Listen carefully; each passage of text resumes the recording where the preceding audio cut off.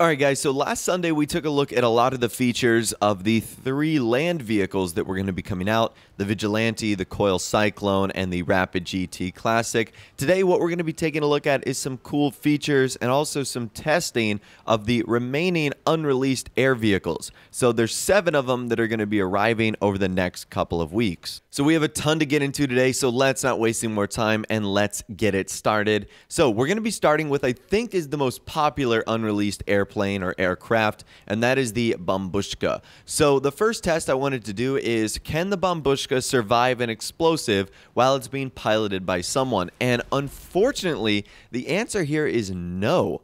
I thought that it would be at least be able to survive one.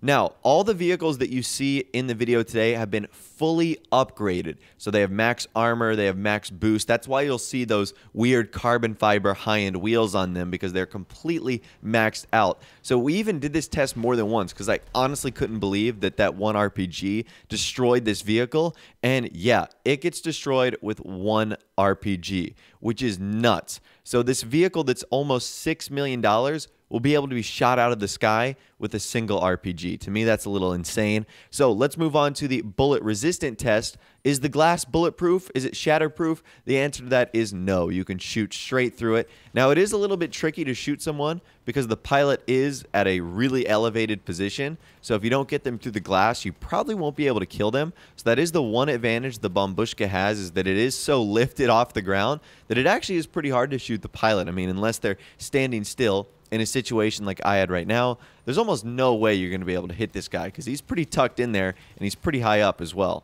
All right, let's move on to some cool features about this. The first thing is obviously the cockpit. It's pretty massive and awesome. It has a ton of different windows, so you can have a pilot and a co-pilot, which is pretty cool. However, one thing that is interesting is in order to access the back of the plane, you must have both front pilot and co-pilot seats fastened.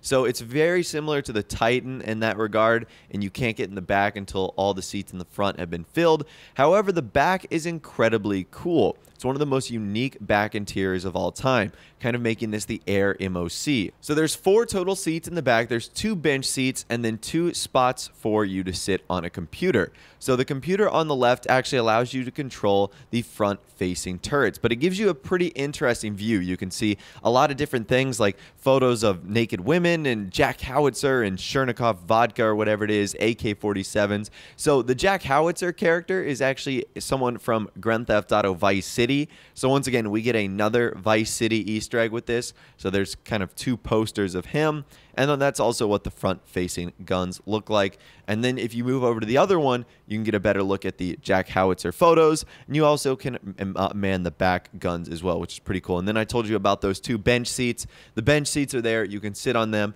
It does absolutely nothing. You can't do anything except sit there and enjoy the ride.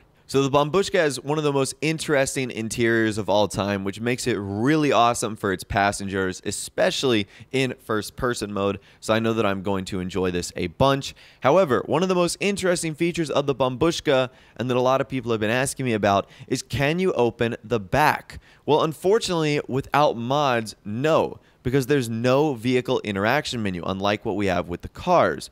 So if you actually open the back, if you force it open with mods, like we're doing right now, you can actually go in the back, which is actually kind of cool. However, there's no interior in there. There's no nothing. There's no seats. There's no place for you to sit down, which to me indicates that this area is only useful for dropping off cargo in various missions. And if you try and stay back there while the airplane takes off, well, your character will be slid and just fall out of the back. So the back can be opened, yes. Will it be able to be technically opened and online? Sure, with mods, but I don't think it's going to be a feature of this airplane that's going to exist for everyone, and certainly won't be there on the consoles. So that right there is the Bombushka. Pretty cool aircraft, and it's going to be awesome. I think it actually might be the first vehicle to release too, so we'll just have to wait in a couple days if that is the case. Moving on to the Hunter. So let's start with the explosion test, and the Hunter, pretty awesome. So it survived one RPG without taking almost any damage, and then it survived the second RPG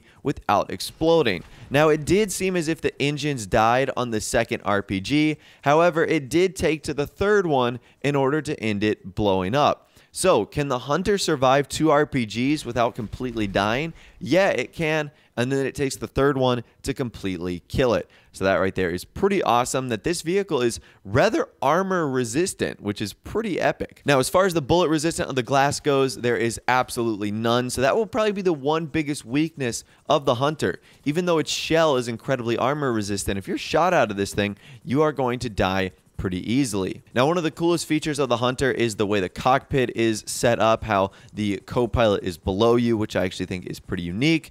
And in order to access the guns, you actually have to be in the gun camera. So you can't access the co-pilot guns just without looking into the camera mode. So that could be kind of a plus, that could be kind of a con.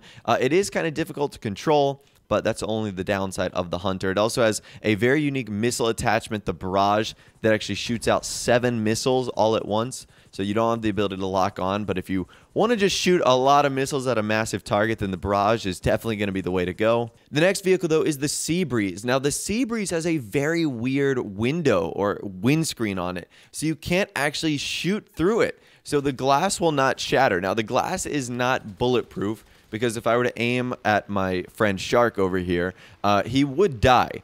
But the glass will never shatter. I wonder if it's the shape of it that makes it, shatter-proof or whatever the case is, but it will never break, which is very, very weird. Now, in case it wasn't obvious by the name, the Seabreeze has the ability to completely land on water, just like the Tula. So it makes it the second vehicle in this update that has a water landing ability, which is actually pretty cool. So if you want to escape from the cops or you want to just chill out on water, you'll be able to with this vehicle, and that is probably one of the best features about it. And it comes with some weapons as well. It comes with the ability to drop bombs, and also it has the machine guns on there too. So even though it doesn't look all that menacing, it can be the aggressor as well. Okay, moving on, this next vehicle is the Nakota. Once again, the Nakota cannot survive an explosive, which is a little bit unfortunate, and the glass is also not bullet resistant on there, so that is one of the weaker parts of this. This is also the Rustler from GTA San Andreas, but probably the coolest feature of this plane is the way the missiles work.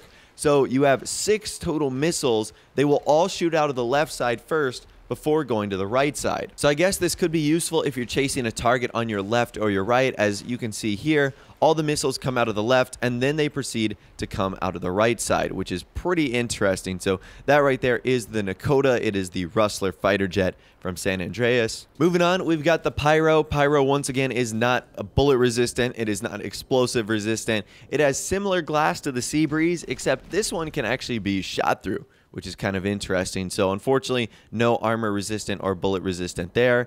And it doesn't really have all that many unique features. It has 4 sets of green missiles on each side of it. However, they don't actually take off of the jet, which is kind of unfortunate. I would have loved to see them like disappear and then have to reload. I'm really not too sure how that would make sense. But at the end of the day, the Pyro doesn't really have anything all that special going for it. It can actually knock people over. The back of it has that fighter jet kind of spray at the back, which is kind of unique. So if you want to troll your friends, you can do that. But that's about the only thing that's unique regarding the Pyro.